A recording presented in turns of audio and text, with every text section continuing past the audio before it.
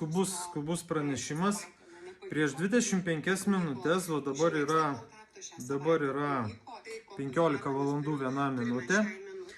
LRT prieš 25 minutės Skuodienė jau įkėlus, jau Skuodienė kalba ir pažiūrėkit, aš toj parodysiu, atidarysiu PC ant telefono. Skuodienė jau įkėlė, kad viskas, rašo, kad vaikas grąžintas. Pažiūrėkit, va. Vaikų paimta naujagimį, vaiko teisių gynėjai grąžino paimtą naujagimį. Teisingai rašo, grąžino.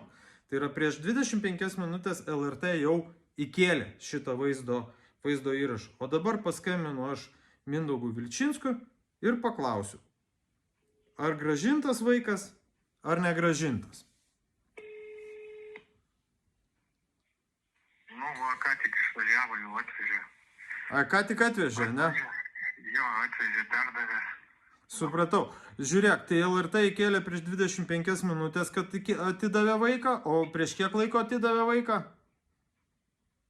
Nu, realiai aš net galiu tiksliai laiką pasakyti. Nu, prieš 5 minutės, prieš kiek?